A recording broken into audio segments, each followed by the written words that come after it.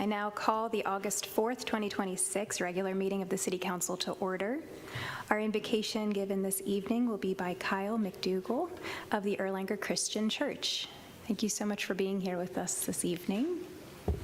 Thank you for having me. Good evening, everyone. Good evening. Let us join together in prayer. Holy One, we come into your presence with thanksgiving, deeply grateful for the unfailing love and faithfulness you have shown toward us. When we call out to you, you answer. When we are exhausted, you give us the strength to go on. When we find ourselves in trouble, you are there standing beside us. As we come before you with gratitude and praise, offering you the worship of our hearts and lives, open our eyes to see and know you here among us. Open our ears to recognize your voice, guide our hearts and our conversations, and then send us out from here to live and work in the world as your faithful disciples. It's in Jesus' name we pray. Amen. Please rise for the pledge.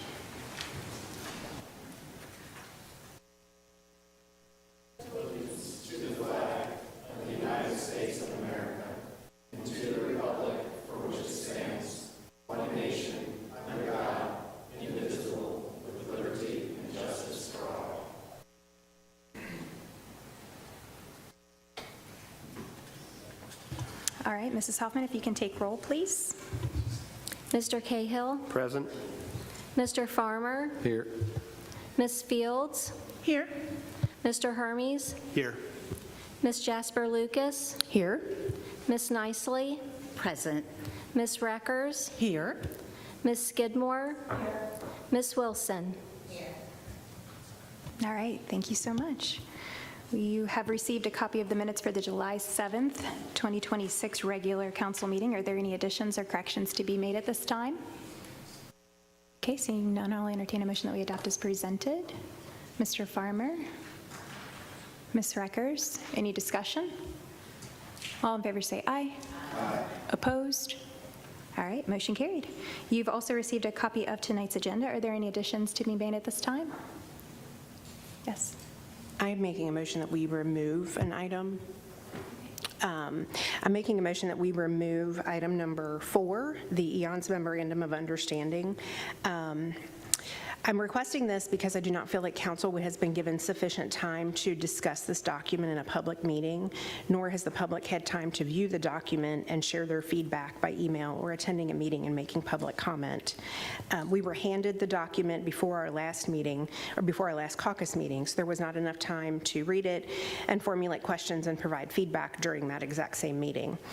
We were also not given a digital copy of the memo as requested. It was provided to council last Friday in the council packet.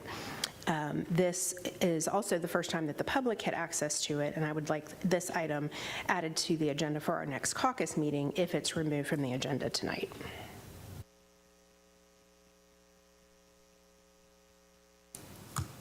Did you have questions about it? Because I didn't hear from you I did, but I feel like they should be asked in a public meeting. That's why I'm requesting that it be removed from the agenda and discussed in a public meeting.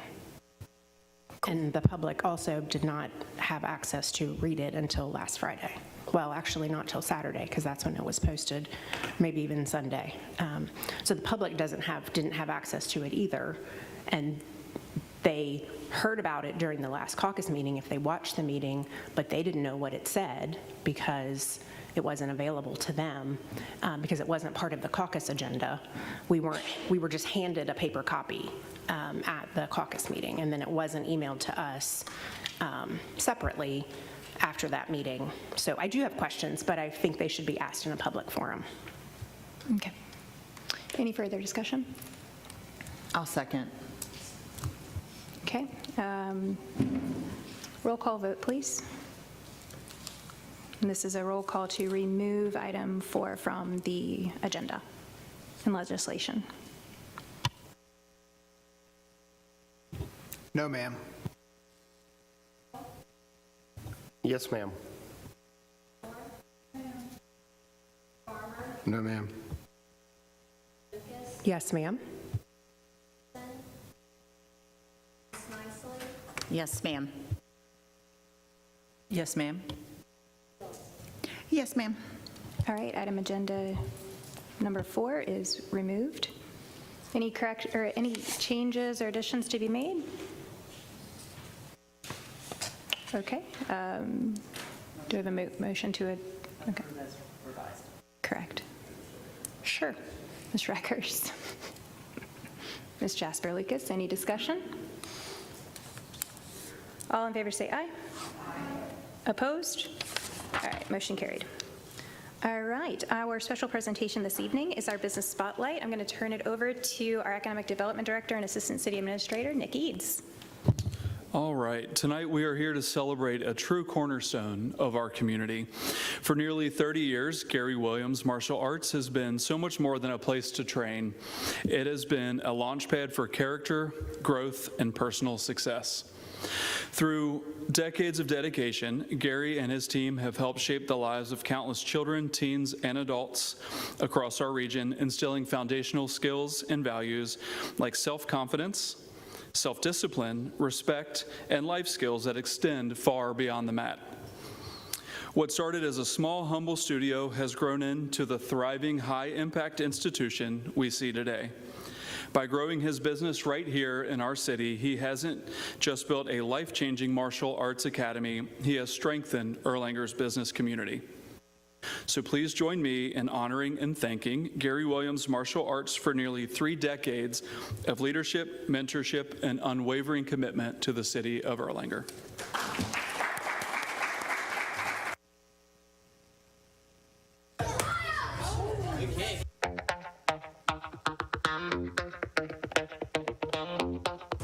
When I was in high school, I wanted to be like Chuck Norris.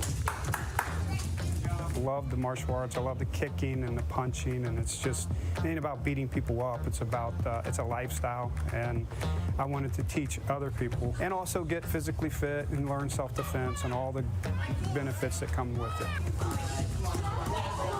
We start at ages 3 and up, and we have after school where we pick kids up, bring them to our facility. Evening martial arts class, which is going on right now. We have Little Ninjas classes, and then we have the kids ages 6 to 11, and then we have teen and adult classes. The whole reason he started martial arts is because he started getting really bad anxiety attacks. We found this place and it was amazing for him. It's just been everything he needs. It's not just getting all the exercise out that he needs, it's also mental. It's very calming. It's almost like meditation. It's very good for him. We've been in Erlanger for 28 years. We just love the community, and this is our home. That's our motto, changing lives in a positive way. And they just have a blast in there.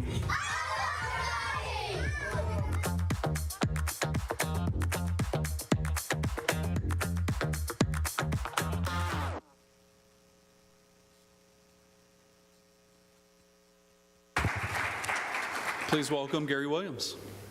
Thank you. How's everybody doing tonight? It's an honor to be in Erlanger. I said 28 years, it's actually 26 years because we had to go across the street in Ellesmere for 2 years. But like I said on the video, our home is Erlanger, and the people, the community, it's an amazing place to be. We have after school, we pick kids up, bring them to our facility. We have summer camp, it sells out every year. And like I said on the video, it's about changing lives, and we change lives in a positive way every single day. That's our motto. And my son, who actually runs the program now, has been doing it since he's 3 years old. He actually lives in Erlanger now, and he also, I'm going to do a little quick plug for my son. You might want to think about maybe a spotlight on him. He does live in Erlanger. He has a movie on Prime and Apple TV, I think it is. It's called Becoming Vera, and he has a huge role in it. He's actually one of the main characters. So I just had to get that plug in real quick there. But anyway, I plan on continuing to stay. I was kidding with, I forgot who I was talking to. I think the city of Erlanger should donate the old Kroger building to us so we can just take it over. I know they don't own it. You guys don't own it. But maybe if we talk to that guy, maybe he could, give it to us. Yeah. It would be nice not have to, I mean, I would love to own my own place. I've rented, I could have bought 10 of those buildings by now because of all the money I've spent in rent. But again, I appreciate, it's the community that I like so much. We tried it in Independence. It just didn't feel right. It got to be expensive.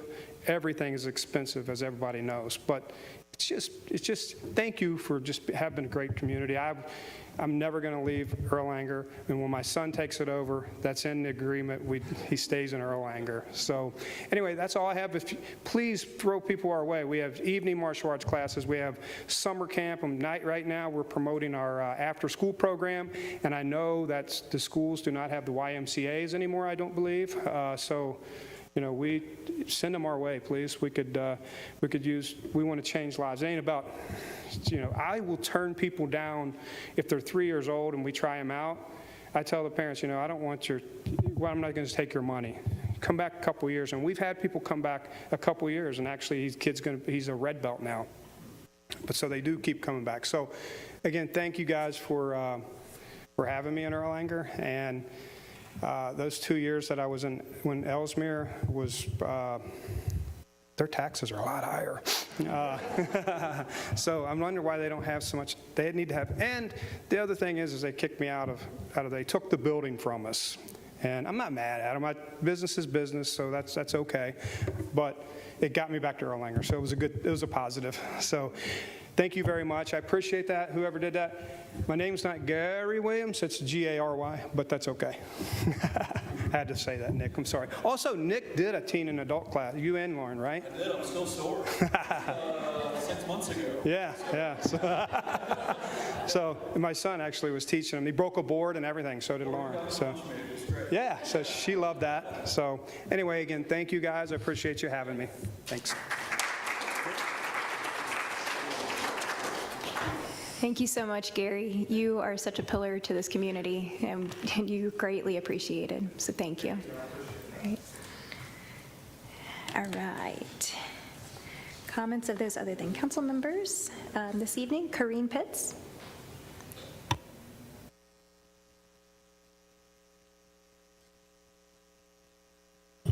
I just have a real quick question. I'm not on council currently, but my phone's been blowing up. I can't walk or run through my neighborhoods or go to Kroger's or pump gas without people stopping me complaining about the speed limit being dropped and the 2 additional stop signs on Narrows. And I just wanted to know, were there studies done? Were there a lot of wrecks? Or I want to know how we came to the conclusion of needing that done, because nobody's happy and school starts soon and it's going to be awful. So did we have studies? I mean, were there a lot of wrecks? So we contracted with the city engineer, so VOX did a traffic study to try to identify, with adding the sidewalks, what the bigger problem is when you're going around that bend and the sidewalk is right next to the street. They wanted to be able to slow the traffic down there intentionally, and that was their recommendation, to take it down to 25, and they utilized Stevenson Road as a guideline. So Stevenson is 25, and it's a state road. So being able to take Narrows down to 25 was kind of their thought process. We had the public workshop, the additional stop signs, because we're now leading people into the street for a crosswalk. So we wanted to continually bring the I get down. the one by the new subdivision. I don't get the one by Mesa. It's to connect those 2 sidewalks, because we're missing that other piece of the sidewalk. So people from the Mesa side, they have to cross the street in order to get to the new sidewalk if they want to connect to Brightleaf. So it was just out of necessity, because we could not make that connection on that side of the road all the way from Mesa to Brightleaf. We couldn't make that connection.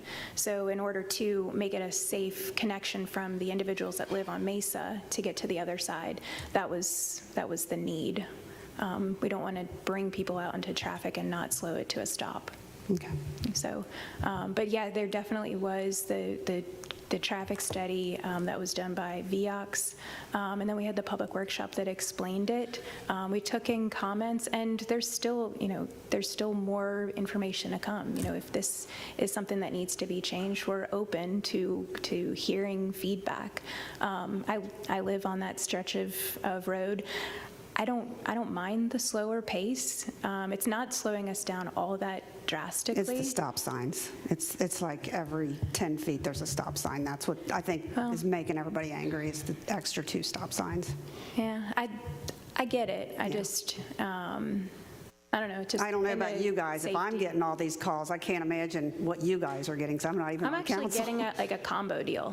I'm getting some people that are like, yeah, we're cool with it. Like, it creates a more calm environment for crossing. The people that I stop for, they pull out from Mesa. So I'm sure the Mesa individuals are appreciating it.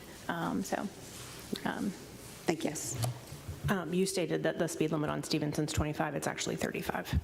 No, I said it was 30. I thought you said it was 25. No, it's 25 on Narrows. Right, you said Stevenson was used as a And it's 30. reason. It's 35. In some places, it's 15 for school zones. Okay, thank you. Yes. I too get text messages and phone calls on a fairly regular basis. I do have genuine concerns for when school starts. I mean, just on Sunday morning at 8:30, there were 5 cars in front of me at that intersection of the new subdivision, but there's no one crossing. There's no cars coming out of that subdivision. It was just a bottleneck, if you will. And the speed limit is, I've had that as a hot button since the beginning, because the speed study showed that the average miles per hour was 1 over the stated speed limit. So we took it down 10, added 2 stop signs, and I think the frustration that is coming from the people that I'm speaking to are, they put stop signs in the Lakemont roundabout, probably the only one in America that has stop signs in a roundabout. They put a stop sign at Winfield because one person asked for a stop sign in Winfield. Then there was another immediate stop right there at Buck Hill, as there should be. That's where a stop sign should be. And now there's 2 additional stop signs. I have people complaining because it's additional wear on their brakes. People who do like 8 segments a day, or they're running kids from R.C. Hinsdale and Turkey Foot. Like, when they're doing those runs, it's wearing, and it's wearing. I mean, council members are getting the feedback, and we didn't vote to do that. I mean, I personally mentioned that I saw 2 kids on bikes almost get hit by a car. I saw 2 kids the other day not use the new crosswalk. So it's like we can only do so much, but I feel like we've over-engineered that road to the point where it's like it's manufacturing a bigger issue. So I hope that there is additional dialogue to be had once we've done studies, once we've seen the school buses are running and people are sending their kids to, oh my gosh, Dixie, R.C. Hinsdale, Kaywood, who else stems out of that area? Turkey Foot, you've got St. Henry's, all of that traffic around the same time every single morning with 2 additional stops. It's gonna be bad. So, thank you. I guess my question to you is, what do you want done? Do you want it to be a yield sign? So if we're having the crosswalks, because we do need the crosswalks, do you want it to be a flashing yield? Do you want it to be like where somebody has to hit a button for it to, like, what's your suggestion? I know Do you there was a lot of pushback around doing a I don't know the terminology, mid-break, mid-cross break, or mid-something break. I don't remember the term that was used because I'm not a public works person. But, I think a flashing yield sign would be ideal. I think it would slow traffic, particularly if drivers recognize that there was somebody on either side of the road. I don't think the sidewalks, I love that they are there, and it's definitely an improvement to the road, but I have yet to see like them heavily utilized by people. Like I'm do probably 8 or 10 segments a day down Narrows. Yeah. The speed limit, I mean, that's my biggest irritant, and then being backed up at 8:30 in the morning on a Sunday kind of blew my mind, that it was, I mean, I can only imagine what it would be during the workday, during that stretch when school's in session. So I guess we won't know until we know, but if there's an appetite to do a flashing yield, I think that would be, that might bode well with a lot of the complainants. But I can't speak for them. We can, if there's actually discussion to be had, I would love to be part of that. Yes. I was just going to say, I have seen people using the sidewalks, but I have not seen them using the sidewalk in the curve because there's not as many houses down there as there are on the rest of Narrows. So I see people walking, but I'm usually there in the evening. I'm not usually out during school drop-off because I don't have a kid to drop off at school anymore. But I see people in the evenings crossing the street and using the sidewalk, but not in the curve area, which was the justification for lowering the speed limit. Well, yeah, I mean, So, but that I'm might just- just be when you're there, because I've definitely seen people. Oh, in that I'm not area. saying that, yeah, I'm not saying that, I understand the reasoning for that. However, there aren't as many people walking on that particular stretch of Narrows as there are down further where there's more houses. That's all I wanted to say. Yes.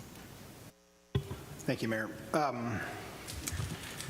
I think kind of the rhetorical question we have to ask ourselves as a council is what position does it put the city in if we get the recommendation from traffic engineers and the city engineer to put stop signs in and lower a speed limit to a certain number, and then we don't take that recommendation and someone gets hit or a child gets hit or what, or there's an accident, it puts the city into a very risky position.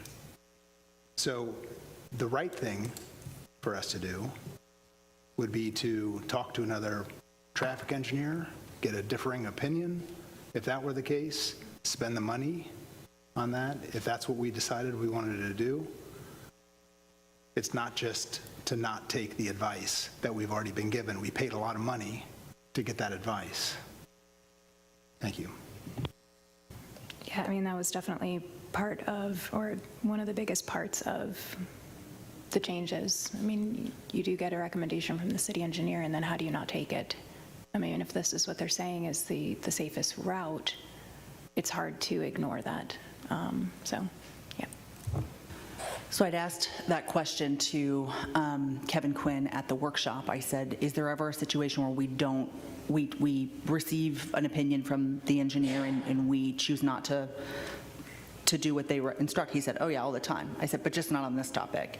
And then I did speak to folks casually at VIOX last year about this when it first came up as being discussed, and they said, we're going to always recommend it because they're engineers and there's potential implications if they don't. So we're darned if we do, we're darned if we don't. If we follow this or we go to it, no civil engineer with a different firm is going to make a different recommendation on this. I feel like this is at the agency of the city to make that opinion, but that's just me. Just like the stop sign at Winfield, just like the stop signs in the Lakemont roundabout. So thank you. Which both predate us. I try to No, the understand. Winfield one came in the last 8 years. It was Rick Bogard who put the Winfield one in. Oh, I remember. Yeah. And I questioned it, and I was told to not question by somebody very near and dear to a lot of people. Yeah, I understand what you're saying. It's just hard to ignore or do something different, but I get it. Okay.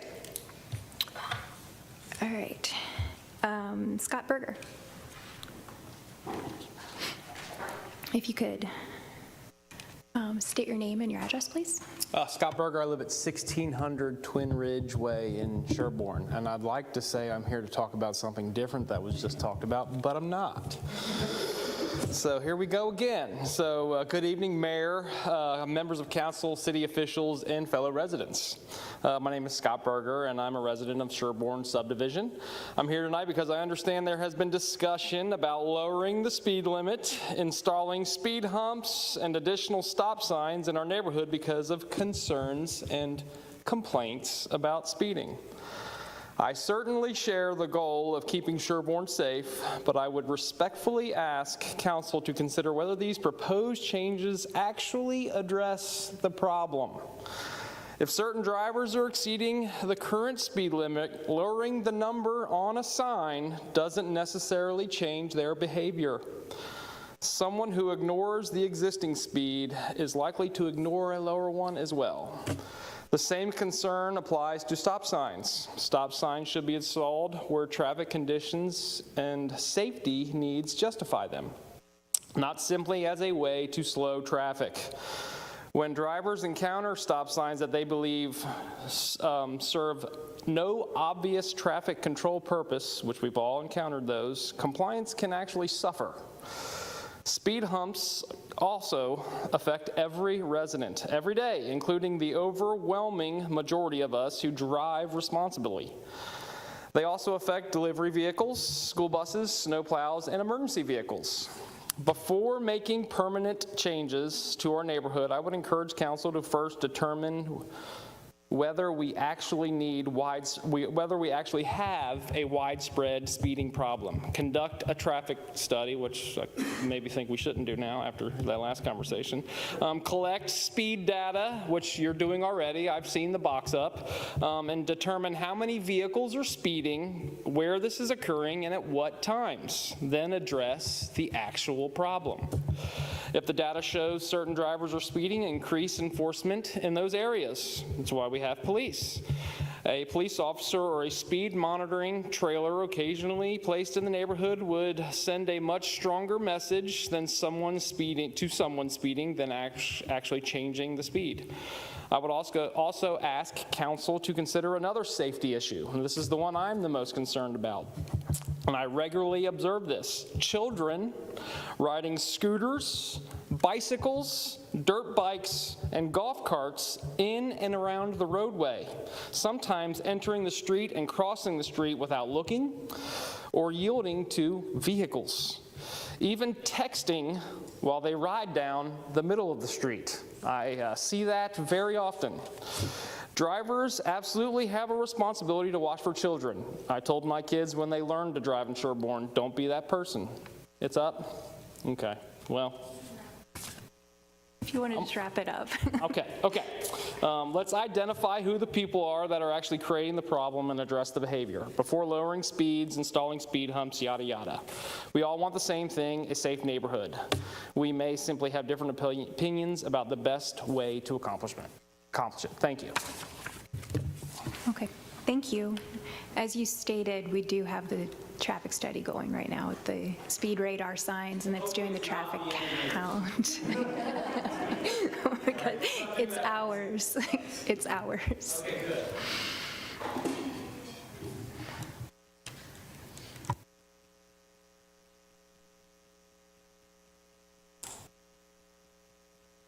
All right, that concludes public comment.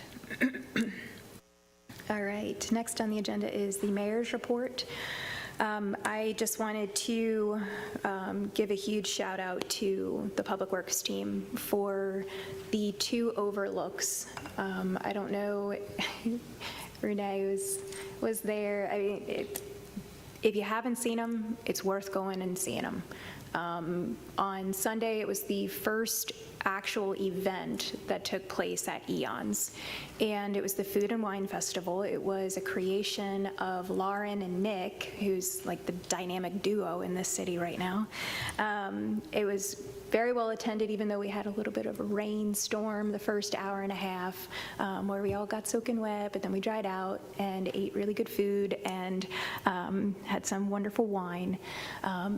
And just had a great time in an awesome space. So thank you to Public Works. Thank you to Lauren and Nick. I know Lauren is watching at home. You are adored.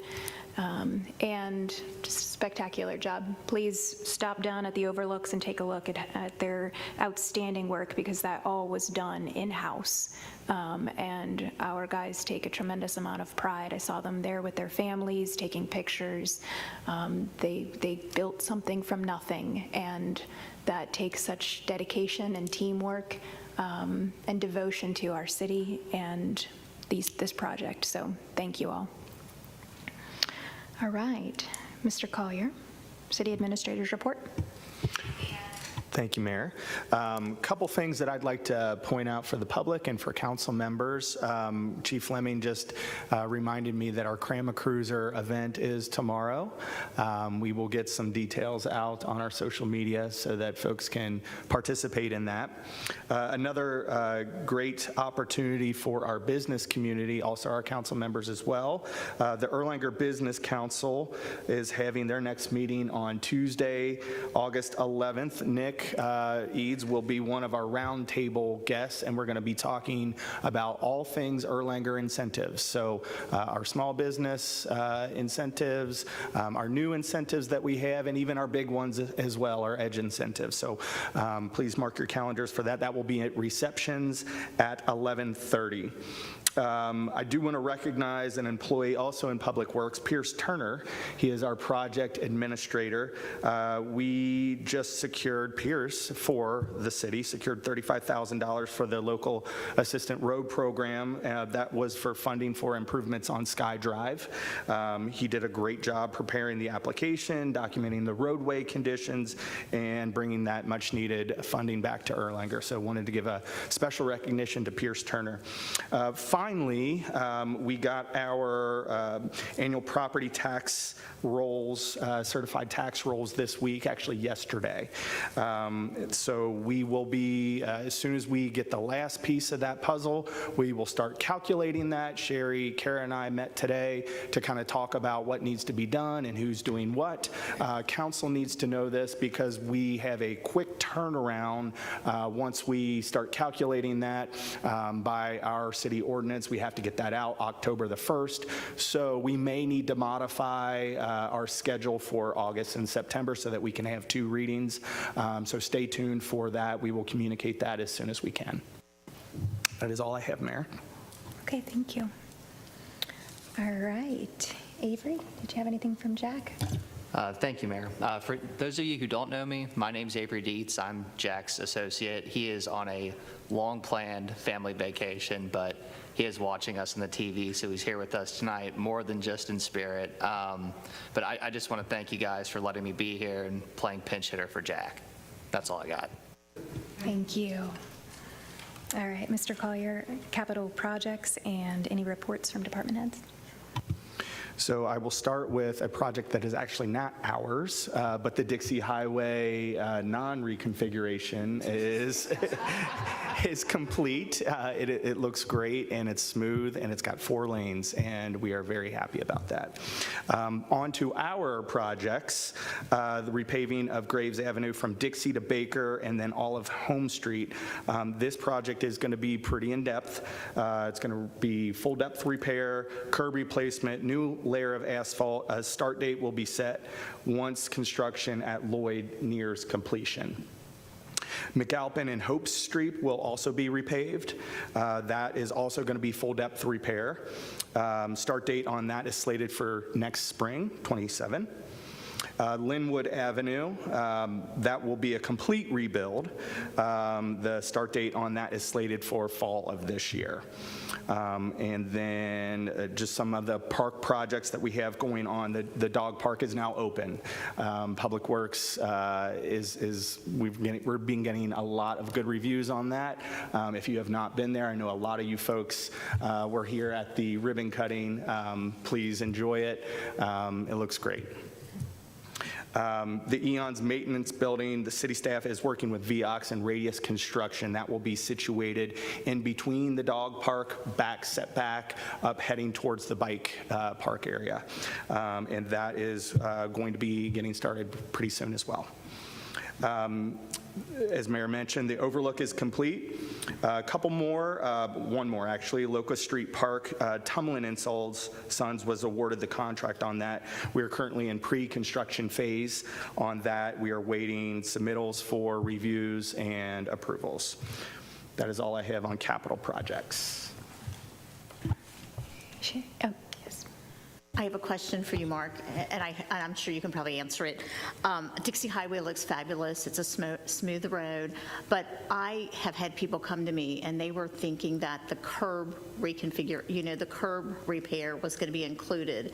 Was that not supposed to be included when they redid Dixie Highway? I actually just talked to Jamie Wood about that same thing this morning, because we were definitely under the assumption that there was going to be some curb repairing and even some sidewalk repair. And Kevin had previously been talking with Bob Yeager throughout the last week, and he was getting back to the project manager. So what they're looking at right now is just reviewing the contract, and if it was in the contract and it was supposed to be done, then going back to Rigler and asking what the deal is. So we'll have some more information, because that definitely was a part of the conversation, and we had the same question. So kind of like questioning them about that and where we are in that process. So Okay, thank you. Okay. Sherry, did you have anything, Sherry? No, ma'am. Okay. All right. Any reports of task forces? I don't know if we probably can. All right. Mr. Collier, bids? We had 2 bid openings in July. As I previously mentioned, McAlpin Avenue and Hope Lane, those were on July the 9th. We received 2 bids on that. Rigler Asphalt was awarded the project. We did have a lower bid on that, but they pulled their bid. They messed up some of the math on the bid, so that was something that they pulled. So after removing that, we did receive low bid on that. Linwood Avenue was opened on July the 16th. We received 4 bids for that project. Bid was awarded to Jefferson Construction. The low bid, they were the low bid on that as well. That is all I have. All right, great. All right, does anybody have unfinished business? Yes. I am following up on the question that I'd asked during our July City Council meeting regarding volunteers.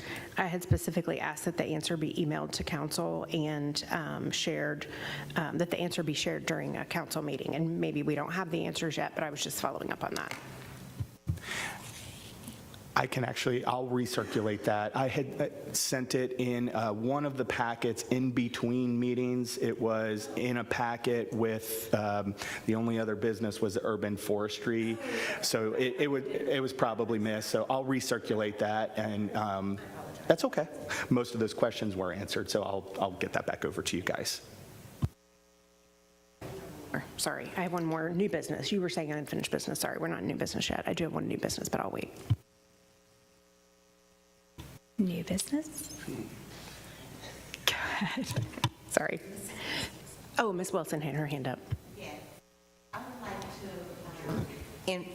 I would like to invite everyone to come out to the back-to-school backpack and school supplies. That will be on Saturday at 1007 Garvey Avenue from 12 o'clock till, I guess, 4. And we will have provisions for the children and the families, and that would include a small lunch. And we will also have fresh produce distributed also. So everyone is invited to come. Thank you. Thank you, Ms. Wilson. Thank you. I have some questions related to flock cameras. I have heard through the grapevine that the contract that Meet NKY had with the flock license plate reader cameras was not renewed this year, and it was my understanding that this contract is what gave Erlanger Police access to flock. Is that accurate? That's accurate. Okay. If that is accurate, which you said it was, what led to that decision? And I can read all these questions if you want me to, and then it might be more appropriate to have a discussion during a caucus meeting. Is that accurate? So what led to that decision? Was the contract that Meet NKY had with Flock in 2024 a one-year contract or a two-year contract? If it was a one-year contract, why was it renewed in 2025 and not 2026? You got it. When, and I can email these to you as well. When our police did have access to Flock, how many arrests did our officers make based on information gathered by these cameras? What was the police chief's recommendation regarding continuing to have access or not have access to Flock? Did the police chief request that this contract be continued either by the city or by Meet NKY? Was the city attorney involved in deciding if the city should have access to Flock now that Meet NKY has decided to not renew the contract? And if I recall correctly, when this was originally discussed by council in 2024, this was presented as a great thing for Erlanger Police to use, and it was going to be a great tool in the toolbox for them. I personally heard from officers that they felt like it was very beneficial. So is it no longer beneficial? In the past 2 years, were there any discussions about Fourth Amendment implications related to Flock cameras?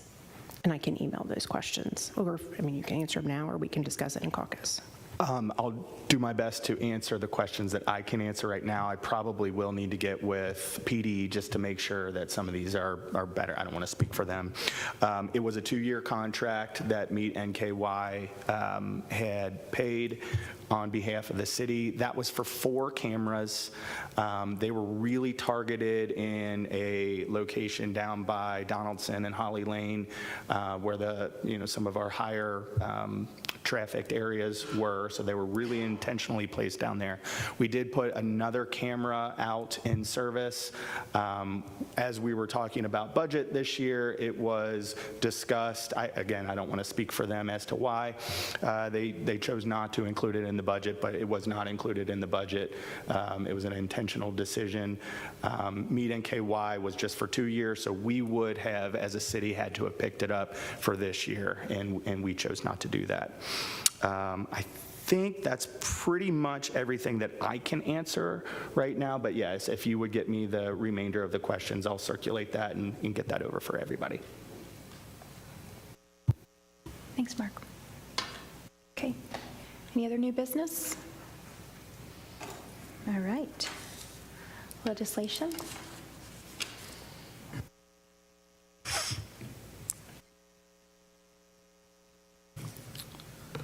We have a couple items on here. We have, the first one is an ordinance for 2025 codified ordinances, and this is the second reading. An ordinance of the City of Erlanger in Kenton County, Kentucky, approving and adopting a supplement to the Code of Ordinances of the city, whereas American Legal Publishing of Cincinnati, Ohio, has completed the 2026. Okay. Just read these parts. Gotcha. Okay. So, an ordinance of the City of Erlanger in Kenton County, Kentucky, approving and adopting a supplement to the Code of Ordinances of the city. That's typically what Jack reads. Gotcha. Okay. Do I entertain a motion that we adopt this ordinance as read? Mr. Hermes, Mr. Eckers, any discussion? Okay. Voice vote, please. Ms. Fields? Yes. Ms. Reckers? Yes, ma'am. Ms. Nicely? Yes, ma'am. Ms. Wilson? Ms. Jasper Lucas? Yes, ma'am. Mr. Farmer? Yes, ma'am. Ms. Skidmore? Yes, ma'am. Mr. Cahill? Yes, ma'am. Mr. Hermes? Yes, ma'am. All right, motion carried. Okay, and then for our second ordinance, we have mayor and council pay, and this is the first reading. Ordinance modifying Section 31.02 of the Erlanger Code of Ordinances as related to compensation of elected officials. All right. Ms. Hoffman, if you can just note the first reading of this ordinance, please.